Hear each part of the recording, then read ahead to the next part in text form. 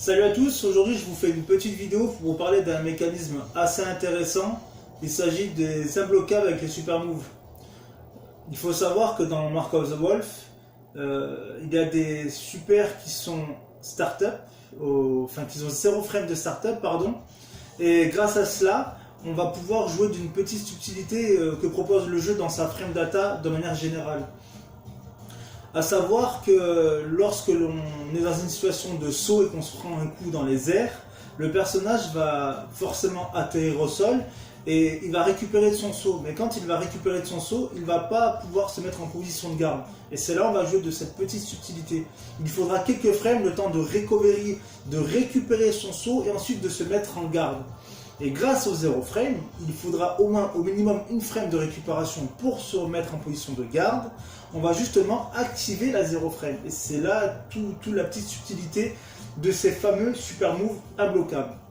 Il faut forcément taffer un peu le timing. Je vous avoue que c'est pas réellement difficile, mais il faut quand même taffer et on prend quand même un risque. Les positifs, on va dire, ça serait que finalement on peut rapidement tuer un adversaire. Admettons il y a un gros pressing, l'adversaire va vouloir être oppressant. Vous allez pouvoir faire une double tape dans les airs ou tout simplement le taper avant. Ici s'il y a double tape il y aura counter, tout dépendra après l'avantage des coups. Mais si vous arrivez à le toucher dans les airs, au lieu de la placer en combo, vous pouvez la placer en 0 frame, en recovery du jump. Et vous pouvez terminer un match assez rapidement. Ou tout simplement la faire sans avoir à lui faire un fatal KO entre guillemets. Voilà, donc après tout dépend, on peut aussi la faire, pas seulement de la faire, après c'est les mix-up du personnage, c'est ses envies, il fait ce qu'il veut.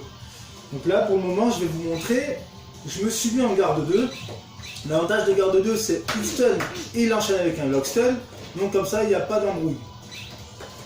Je vais mettre en jump pour vous montrer, voilà j'atterris. Même si je place un coup, bon là, il faut que je place un gros coup. Voilà. Avec un gros coup, on voit que même un D ou un C, c'est gardé. Et le truc, c'est que je vais faire, c'est Air Target Combo. Il en a 2. Rock Howard, en même temps, je le dis, peut-être qu'il y a certaines personnes ne le savaient pas. Il a son fameux AC. Il faut faire assez vite. Et le fameux CB. Voilà. Donc je vais utiliser CB pour vous montrer les 0 frames imbloquables. Donc il en a 2. Je vais essayer de pas trop le timing pour que vous puissiez comprendre la chose.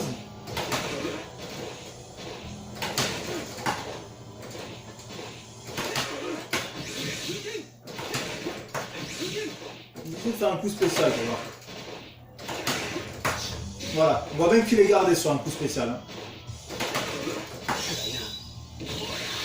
Et là, on voit bien que le timing, il était au sol, il a récupéré de son saut, pardon, mais il a réussi à se mettre en garde parce que j'ai été trop lent, tout simplement, dans l'input.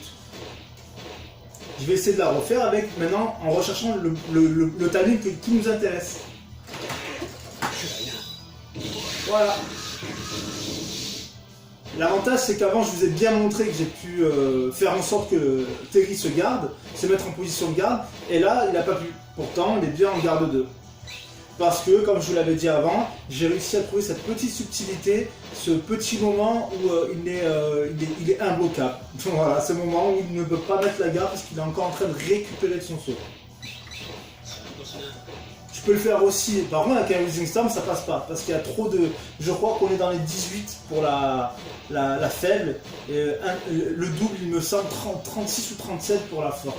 En tout cas il y a deux chiffres importants, on peut pas faire un Rising Storm.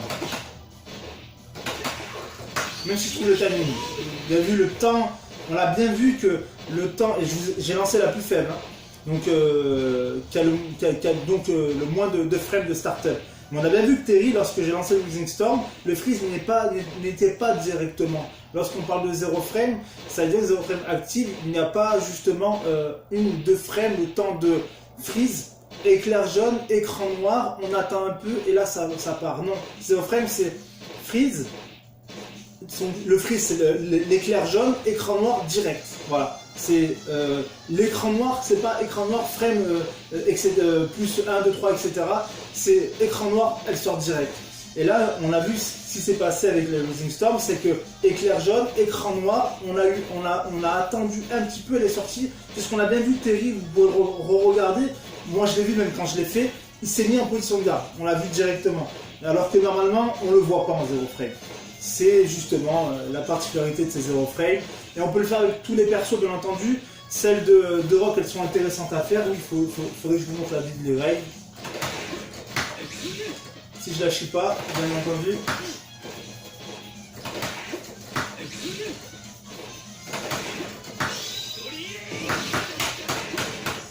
Voilà.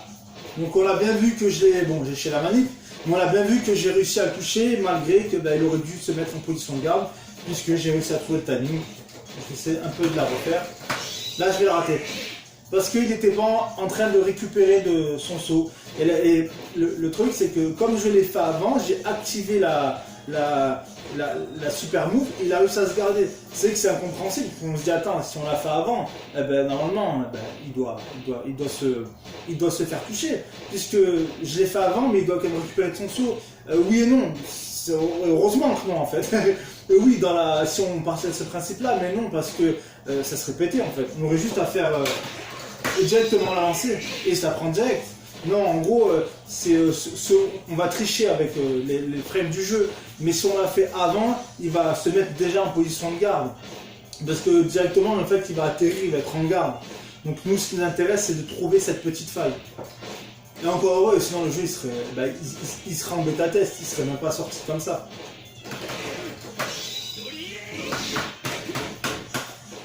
Ah.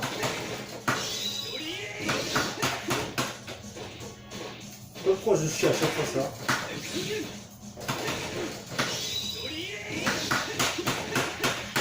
Putain, elle est pas dure à faire, hein.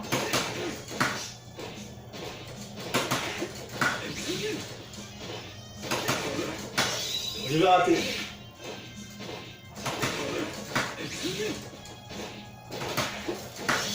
Raté. L'avantage de rater, au moins vous voyez un peu le timing qu'il faut faire et qu'il faut pas faire.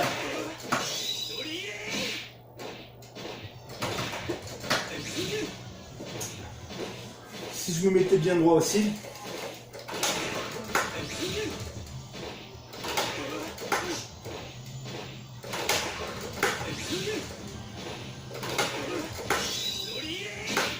Ah, voilà.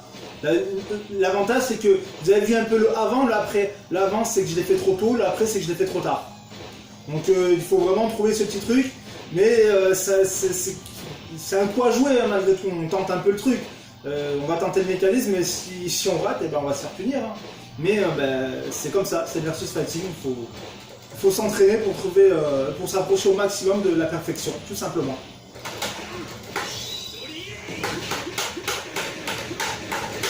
Enfin, il y a à savoir que là, vous avez vu qu'il y avait affiché 13 hits, mais parfois on voit 15 hits, comme ceci.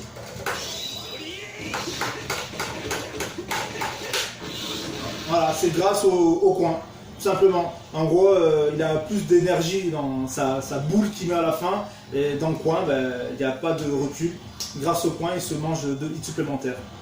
C'est un petit clin d'œil à savoir. Mais moi je préfère, si je devrais utiliser cette technique là, vraiment, ça serait vraiment plus simple. En plus, voilà, je peux aussi rater la Diddly Rave, faire ça. Voilà, si vraiment je dois le faire. Ça fait 47 de dégâts en quoi de damage.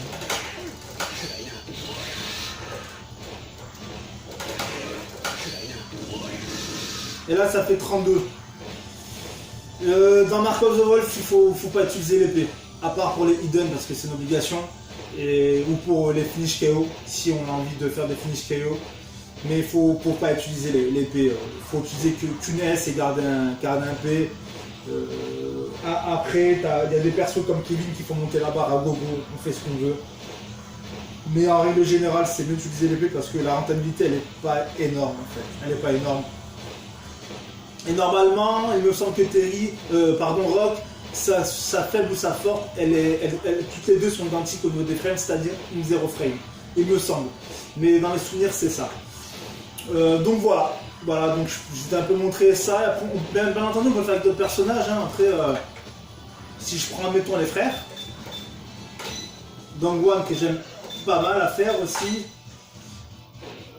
On peut il a aucune super. Sa 0 frame, je crois qu'il en a aucune sauf sa cachée.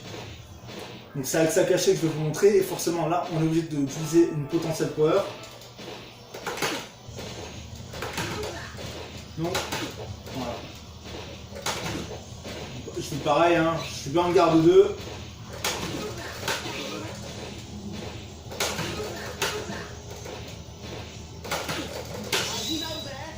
Voilà. C'est cool, hein. Donc 53 de damage, quoi de damage. Donc voilà, je trouve ça assez cool de pouvoir rentrer ça. On prend un risque, hein, malgré tout, c'est fun à rentrer. C'est pas réellement compliqué, mais il faut quand même le taffer. Là, bien entendu, je suis à l'aise, hein, je suis en training, j'ai pas de pression, il n'y a rien autour de moi. Il faut revoir un peu après le contexte d'un versus, s'il y a du monde derrière, etc. etc. Là, ça devient un peu plus compliqué, hein, parce que une minute d'inattention, par exemple, faire ça.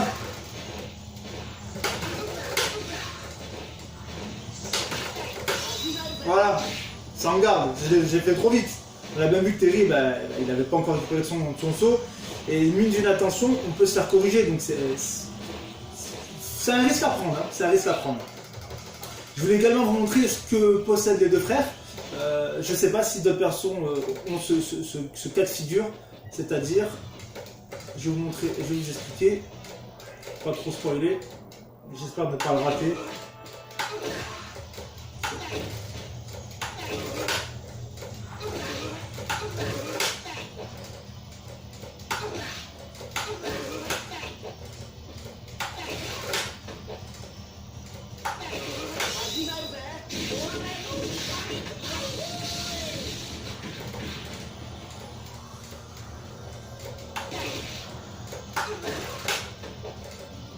J'ai raté, hein, bien entendu. De toute façon, ça va se voir très rapidement lorsque je vais le réussir.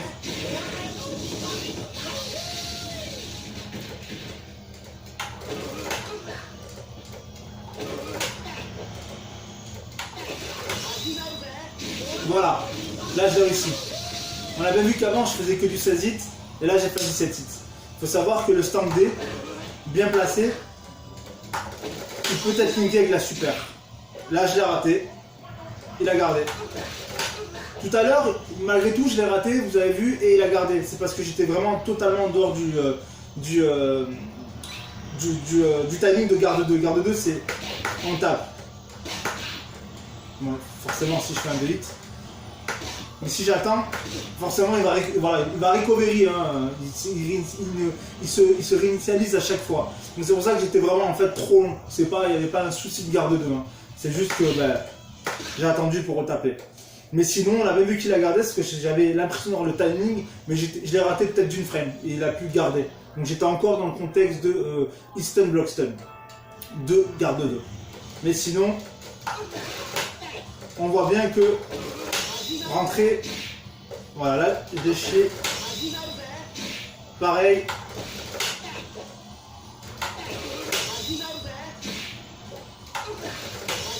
Et je l'ai raté là. Voilà, on a bien vu hein, qu'avant, lorsque je l'utilisais, lorsque je le ratais, qu'il arrivait à se protéger, Terry il était en position de reprendre en gros, de recovery du coup. C'est pour ça qu'il arrivait, on avait l'impression, mais le temps que forcément il attaque, il fasse le pressing pour rentrer sa super cachée, il a le temps de bloquer. Alors qu'avant il était carrément recovery, de chez recovery, il était en stand normal et c'est pour ça qu'il se prenait le coup. Mais ça m'embête. Là, normalement, ça rentre. Voilà. Il faut trouver ce timing, en fait. Il faut buffer, il faut trouver un peu ce timing. Mais c'est une petite particularité, c'est que si on a ce timing-là, sur un coup, on peut terminer un match. Je trouve ça assez marrant. Je pense que d'autres persos doivent posséder ça également. J'ai pas prêté attention avec les autres persos. J'ai surtout utilisé surtout à la base c'est mon main que j'aimerais bien doser, Jang-un, et c'est avec lui que j'ai pu trouver ça, et j'ai fait la comparaison avec son frère, et c'était pareil. Donc je me suis dit c'est cool comme ils ont les mêmes coups. J'essaie aussi de le faire. Lui c'est avec D par contre. Voilà, ça rentrait d'un coup. Maintenant c'est 19 hits. Et si je la fais en whiff, donc sans être sans hit, c'est 18. Voilà, 18 hits. Voilà, donc on a bien vu que j'ai réussi à faire un 2 hits en linkant avec ce stand D, pardon.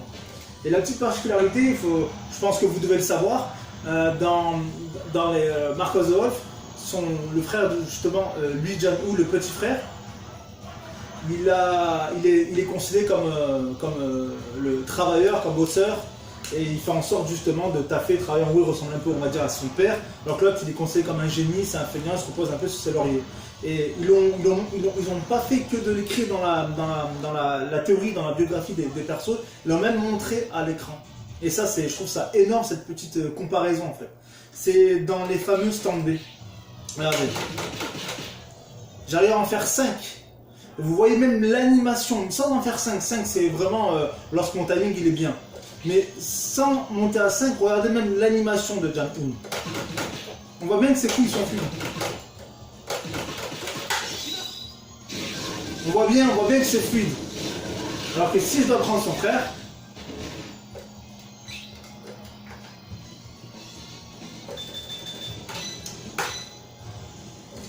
lui c'est un peu différent. Ça va être ça. Voilà. Je trouve ça énorme. Il peut en rentrer 4 avec Griffon, pardon. Et peut-être Grant. Mais on a bien vu que sur Terry, je peux en rentrer 5 quand j'ai le timing parfait avec Jang-un. Et avec Don Wang, je peux en rentrer que 3. Parce que Don Wang il s'entraîne pas, et ça je trouve ça énorme. En gros il est un peu plus lent. Donc ça je trouve ça pas mal. Je vais essayer de... Voilà. En plus je l'ai rentré avec la super cachée. Mais c'est ça qui est marrant, c'est que il est considéré comme un génie. Il s'entraîne pas, mais ils lui ont mis justement une super cachée parce que c'est un génie. Voilà, moi je trouve que voilà, je suis vraiment dans ces histoires-là et ça pète. Franchement, ça pète. Il a vraiment tout. Hein. C'est les 3 persos justement que je suis en train de faire tourner, c'est-à-dire Terry qui est le punching ball, et les 2 frères ils sont considérés comme des middle, des B++, on va dire, des B++, des middle tier, middle high tier, je crois qu'ils disent exactement. Mais voilà, c'est dans la tier list, ils sont comme middle high tier. En tout cas, ils sont très bons, ils sont vraiment très bons. Je prends en compte ça lorsqu'il y a vraiment des traits forts avec des traits faibles, c'est-à-dire Rock en comparaison avec un Kevin, avec une bonne Jeannette, ou Griffon, ou Freeman. Mais des Marco, des Terry, les fils Capone, ils sont vraiment... ils peuvent facilement taper des god tiers, on va dire. Ils peuvent vraiment taper des god tiers. Il suffit de voir des gros matchs japonais, tout simplement. Voilà, donc je pense avoir tout montré. Je vous ai montré les super moves, je vous ai montré les petites particularités qu'ont les frères. Il y a aussi une autre petite particularité avec justement le propriétaire du stage auquel on fait les petits démos au Kutomaru. Le perso qui vient tout droit de Naruto, hein, une fusion entre Naruto et Konohamaru, justement. Konohamaru, le petit fils de Sandaime, le futur entraîneur du fils à Naruto. Lui, ce qu'il a, c'est pareil, il a une zero frame, pareil, je vais vous la montrer rapidement. Mince, je me suis trompé, donc là je regarde. Voilà, parce que c'est pas celle-ci la shuriken en zero frame. Je me suis trompé. Tant mieux que je l'ai raté, comme ça je vous montre qu'il a réussi à garder. Là, le timing est un peu différent. Voilà, j'ai réussi à le prendre. Donc il est un peu plus dur parce que ce coup, c'est son avant D, avant bas diagonale D. je peux le cancel avec un shuriken dans les airs. Et là, il faut trouver la petite, voilà. Donc là, ceux qui veulent un peu doser le petit Konohamaru, fusion de Naruto Konohamaru, il va falloir un peu plus taffer que les autres. C'est une zéro frame, hein, mais c'est un peu plus compliqué. Et surtout, oubliez cette shuriken. Cette super avec les shurikens, pardon. Elle peut être cancellée la super avec les shurikens. Hein. Regardez. Là, il les lance. Il fait 5 hits. Là, j'ai fait que 2 hits. Peut-être même faire un hit. Voilà. Ça va plus vite. En gros, il faut appuyer sur AB. On peut canceller avant que tous les shurikens sortent. Il suffit d'appuyer AB au bon moment. Voilà, j'ai fait 3 hits, j'en ai raté 2. Mais ce que je voulais montrer, c'est aussi des petits trucs qu'ont les persos. Je vous avais montré le close D cancellé avec une feinte de genou de Marco Rodriguez dans l'une de mes vidéos où on peut s'avancer et choper. Là, il a un peu le même truc avec ses mimiques directement tout droit sorties de son monde à lui, Naruto, quoi. C'est vraiment un ninja avec des mimiques humoristiques, on va dire. Il suffit de faire un target combo en pressant A, C. Je vais faire A, C, C. Voilà. Ça va faire... Je sais pas si vous voyez, je vais le refaire quelques fois. On voit qu'il se tire les cheveux. Voilà, on se dit, ouais, ok, c'est cool. Mais on peut faire ça. Voilà. En gros, on peut feinter. Et je sais pas, peut-être que certaines personnes ne savaient pas ces limites-là. Et que si on joue contre quelqu'un qui ne sait pas, on voit ça, il va vouloir taper, on avance, on rentre une super. Là, j'ai buffé la super parce que grâce au buffer justement des séries de la série Fatal Fury, j'ai pu justement buffer et avancer les cheveux. Voilà. J'ai pu rentrer l'autre aussi avec des c'est 0 frame, donc elle est beaucoup plus intéressante. À proprement parler, quand on voit ça, on se dit ouais, ok, mais si là on se dit attends, ouais, ok, je suis assez loin, mais finalement pas trop loin. Mais je vais voir c'est quoi le buffer. C'est vrai, il a un long buffer donc. Ah ouais, quand même, j'avance un petit peu. C'est vrai que j'avais oublié que la série Fatal Fury, il y a un long buffer, blablabla. Et de fil en aiguille, on se rappelle que finalement, il y a tout qui sert. Voilà, tout simplement. Il y a tout qui sert. Et là, malgré la distance que j'ai, il y a moyen de me rapprocher. Et il y a moyen de lancer la 0 frame. Il suffit qu'il fasse l'input, n'importe laquelle, au moment des 0 frame. Forcément, hormis arrière, il va garder, on est d'accord. Mais n'importe laquelle, il déguste la 0 frame. Et là, il a une autre mimique aussi un peu plus intéressante parce qu'elle peut elle a deux variantes. C'est pareil, on va faire AC, mais on va... Ah mais ouais, je suis bête, il faut commencer par le bas. Voilà. Je fais bien un 2 hits et je cancel. On voit bien que... On a l'impression qu'il met son... Je sais pas s'il a une écharpe. Malheureusement... Ah ben j'ai réussi à mettre en pause au bon moment. Voilà, on a l'impression que cette espèce d'écharpe qu'il a, en fait il se cache avec. Il la met sur sa tête histoire de où je suis, qu'est-ce que je vais faire. L'avantage c'est que pareil, on peut feinter, on peut lancer une super. Et il y a mieux, c'est qu'on peut le faire avec... C'est des targets combo ce que je vous montre. Hein. Ça c'est BD. Ça c'est stand AC. Donc, bien entendu, BC, BD, BC, AC.